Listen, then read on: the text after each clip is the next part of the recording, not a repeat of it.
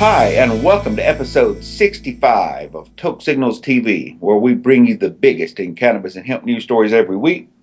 I'm your host, Steve Elliott, editor at tokesignals.com, and I'll be guiding you through the news. First of all, let's look at our bud pick of the week. We have here some Sledgehammer Haze, which is a nice sativa dominant. This was developed by breeder Slappy at Secret Seeds in Seattle, and she's 5 weeks into flower, about 3 weeks away from the goal. Let's do the news now, shall we? In the United States this week, the FBI reported 693,000 arrests for marijuana offenses in 2013. An estimated 693,481 arrests were made nationwide for marijuana in 2013, according to the Federal Bureau of Investigation's annual Uniform Crime Report. More than 87% of these arrests were for possession, which means one person was arrested for cannabis possession about every 51 seconds on average in the United States. The same report last year showed that 749,842 marijuana arrests were made in 2012.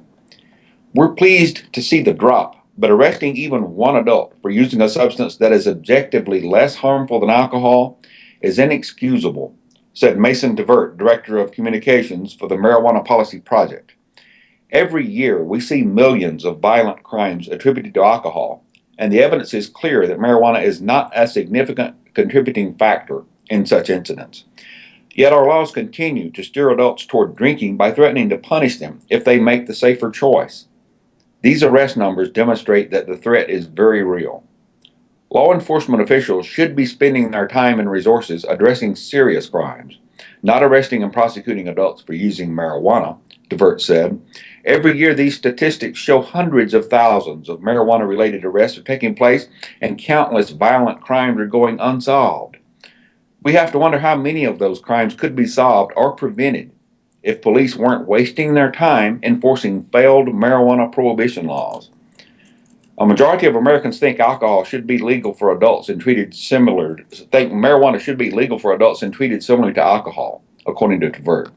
Voters in 4 states and the District of Columbia have now passed laws that reflect that, and we expect several more will do that over the next few years. It's time for our laws to catch up with public opinion. In New York this week, the NYPD is poised to stop low-level marijuana possession arrests. An article on the front page of the New York Times outlines a plan by the de Blasio administration to end low-level marijuana possession arrests in the Big Apple. Now, according to this article, those found with small amounts of marijuana will be issued a court summons, then immediately released. This would be a shift from the current arrest practice, wherein police charge people with a misdemeanor. The person is then handcuffed, taken to the precinct, and held for hours, fingerprinted and photographed, and eventually released with a court date and a virtually permanent arrest record. Ending arrests for marijuana possession is a constructive step towards reform, yet many questions and concerns about the new proposal remain. The new proposal comes on the heels of a recently released report by the Drug Policy Alliance and the Marijuana Arrest Research Project, which analyzed marijuana arrest and income data. It shows that low-income and middle-class communities of color face dramatically higher rates of arrest for marijuana possession than do white communities of every class bracket. Most of those arrested are young men of color, even though young white men use marijuana at higher rates. And last month, the Federal Circuit Court ruling opened the pathway to commence long-awaited reforms to the NYPD's stop and frisk practices. You see, New York State decriminalized personal possession of small amounts of marijuana back in 1977, finding that arresting people for small amounts of pot needlessly scars thousands of lives while detracting from the prosecution of serious crimes. Yet over the past 20 years, marijuana possession has become a top law enforcement priority, with nearly 600,000 people having been arrested under this provision in New York City alone, often as the result of an illegal search or as a result of a stop and frisk encounter when police illegally search a person or demand an individual empty their pockets, thus exposing marijuana to public view. This proposal underscores the need for statewide legislation that will fix problems with New York's marijuana possession law and address the legacy of injustice associated with these broken policies, like the Fairness and Equity Act, introduced earlier this year in New York. And related to the other story in New York, a city council speaker has supported marijuana legalization. New York City Council Speaker Melissa Mark Viverito has endorsed the legalization of marijuana, making her one of the first high-ranking officials in the Big Apple to take such a position. Yes, I do support the legalization of marijuana, Mark Viverito said at an unrelated news conference on Thursday. I think, based on conversations that we're seeing nationally, the way people feel about it, I think that it's just something that is appropriate at this time, she said. New York City Mayor Bill de Blasio this week announced a new policy under which those stopped for low-level marijuana possession will be given tickets instead of being arrested. And Mark Viverito called that change a step forward. She added that she's concerned that the mayor's new policy doesn't do enough to improve the initial interaction between police and New York City residents. She said she supported the outright legalization of cannabis and said she had used it herself. If you're asking whether I have smoked marijuana, yes, Melissa Mark Viverito said. Mayor de Blasio said on Monday that issuing court summons instead of arresting people for low-level marijuana possession is good for New Yorkers of color, and particularly young people of color. But surprise, surprise, New York City Police Commissioner William Bratton said marijuana is, quote, still against the law, and that he opposed legalization. I'm not giving get-out-of-jail-free cards, he said on Monday. Any substance that alters your consciousness is a potential danger, especially when you're driving, Mayor de Blasio claimed on Monday. It's quite obvious, and we lose a lot of young people each year because of that. In Oregon, in the wake of the passage of marijuana legalization, the Multnomah County DA's office has dismissed low-level marijuana cases. The Multnomah County District Attorney's Office has announced it will just dismiss these cases after the passage of Measure 91 in Oregon. Because it is clear that a significant majority of voters in Multnomah County support the legalization of marijuana in certain amounts, this office will dismiss the pending charges related to conduct, which will otherwise become legal July 1st, 2015, announced to the office in a prepared statement. Measure 91 allows anyone 21 and older to possess up to an ounce of marijuana in a public place and up to 8 ounces at home. A total of 50 pending marijuana cases will be dismissed, according to the DA's office. This office does not plan to prosecute future charges for conduct related to marijuana possession and delivery of marijuana, which will become lawful under Measure 91, absent exceptional circumstances. The written statement reads, prosecutors in other Oregon counties are considering taking similar action. Also in Oregon this week, Portland Hemp Festival, which you'll recall only took place in September, has already been denied a permit for 2015's event. Now, when I attended September's Hemp Festival in Portland, I saw a well-organized, orderly event where plenty of information about the cannabis hemp plant and its many uses were disseminated by activists and speakers, along with bands, vendors, lots of opportunities for people watching. What I didn't see, and I attended the entire 2-day festival, was people smoking or selling weed inside the event. Now, Portland Parks officials, who seem to have attended an entirely different event, judging by what they said, waited only a day after Oregon's historic vote to legalize marijuana under Measure 91 to mail a letter to Hempstalk organizer Paul Stanford. It wasn't a nice note either. It was a firm denial of his request to hold next year's Hempstalk Festival at Portland's Tom McCall Waterfront Park, or any other public property for that matter, next year. The passage of ballot Measure 91 makes no difference in the city's decision, reads a prissy statement from Parks Bureau Customer Service Center Manager Sean Rogers. The denial stems only from the inability of organizers to manage the event in accordance with the necessary conditions clearly outlined and revisited on multiple occasions, Rogers claimed. City officials claim attendees smoked marijuana at the event, but again, I was there the entire time and I never saw a single joint torched, even backstage. City officials further claim that Hempstalk organizers were unable or unwilling to intervene, but Stanford, organizer and Campaign for the Restoration and Regulation of Hemp director, told me that when parks officials told him they had seen someone selling marijuana inside the event, he told them to just throw the guy out immediately. While they did throw out the person in question, now they're trying to claim that we were somehow associated with them, And frankly, I believe the guy was a plant, Stanford told me Tuesday afternoon. Rogers' letter claims that parks officials saw, quote, a significant number of individuals smoking marijuana in and around the event, despite bag checks at the gate and strict no smoking rules. I actually felt like I was at risk of getting high, Rogers ridiculously whined of his visit to the festival. It was pretty intense.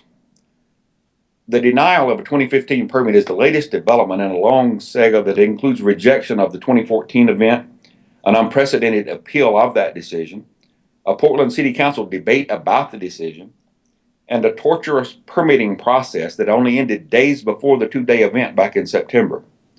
Now, Paul Stanford had described Waterfront Park as the only place in Portland where marijuana wouldn't be consumed during Hemp Stalk, a wry and apt summation of the absurdity of telling folks anywhere in Portland, Oregon, that you can't use cannabis here. But undercover officers sent into the event by the city claim they saw vendors selling marijuana products. I saw nothing of this. And organizers telling attendees where to smoke pot. I heard nothing of that. We intend to seek a writ of review, said lawyer Ann Witt, representing Hempstalk, asking the court to stop the city council review until our case is heard in court. She called the city's denial of Hempstalk's 2015 permit and its reference to Measure 91 ridiculous. Stanford, meanwhile, remains undeterred and unapologetic. This is all about the police and the prohibitionist reactionaries who are attacking us for any reason they can find, he said. We will prevail. We will win. We will never surrender. In the United States this week, marijuana legalization is putting the military in an awkward position. With the number of states where marijuana is now legal reaching 4, plus D.C., the U.S. military is still trying to enforce 20th century drug policies of zero tolerance towards cannabis, despite the shifting sands of public opinion. With Alaska, Oregon, and D.C. joining Colorado and Washington as legal havens for weed, the Army has gone to great pains to remind troops that state law doesn't help servicemen who smoke pot. The military, you see, is governed by federal laws under which marijuana possession remains a criminal offense. Use or possession of cannabis also remains a crime under the Uniform Code of Military Justice and can result in court-martial. Each branch of the military claims to keep troops off marijuana by frequent drug testing and stiff penalties for those who test positive. Now, according to Army testing data recently obtained by the Washington Times, 30,836 of the 41,000 soldiers stationed at Joint Base Lewis McChord in Washington were tested in fiscal 2014. That's about 75% of the soldiers. Meanwhile, at Fort Carson, Colorado, all 26,000 active duty personnel were tested. The number of soldiers testing positive for pot at Lewis McChord dropped from 315 in fiscal 2012 to 250 in fiscal 2013, according to Army data. The number of soldiers testing positive for pot at Fort Carson also dropped over the same period from 365 to 254. Mind you, this was after legalization in both states when those numbers dropped for positive tests. The results of our continued drug testing demonstrate the commitment soldiers have to the Army profession, regardless of a state's legalization of marijuana, Army spokesman Lieutenant Colonel Benjamin Garrett said. With 98% of the Army population testing negative for illicit drugs, soldiers demonstrate their ability to take responsibility for themselves, reinforcing the fact that our drug testing program is working.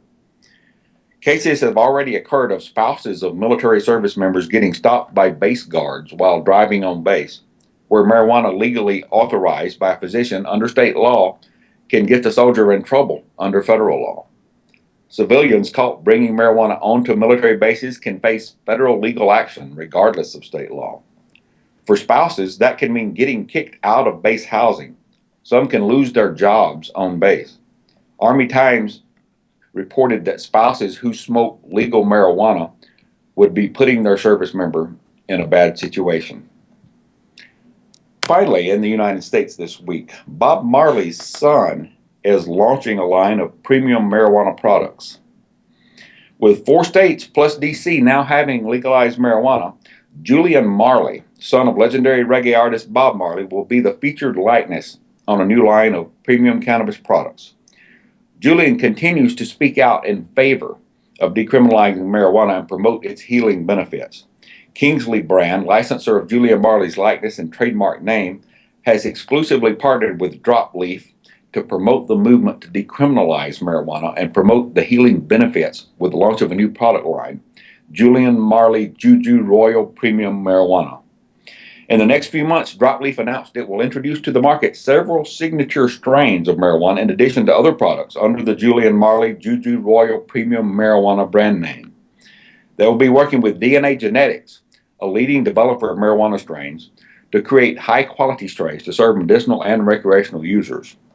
Drop Leaf and DNA Genetics are currently conducting research and development with certain origin seeds to produce their own signature Julian Marley strain for the collection, with hopes of making these strains available to dispensaries, caregivers, and worldwide when it is legal.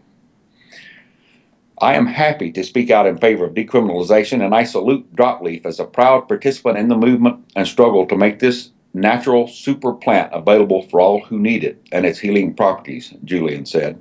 He went on to say that he's excited about the work of DNA Genetics development of the Julian Marley Juju Royal strains for Drop Leaf. As views of marijuana have shifted in recent years in favor of the plant, more people are learning that it is one of the most powerful healing plants on earth, Marley said. And many who support the legalization of marijuana have cited studies that have found this plant to suppress cancer, reduce blood pressure, treat glaucoma, alleviate pain, and even inhibit HIV. Now, after being impacted by his father's passing due to melanoma, Julian Marley strongly supports the fight to legalize marijuana, especially to benefit patients who suffer from cancer and other ailments that could be aided with the plant's healing components. Until you join us again next week, my advice is to stay lifted. See you next time.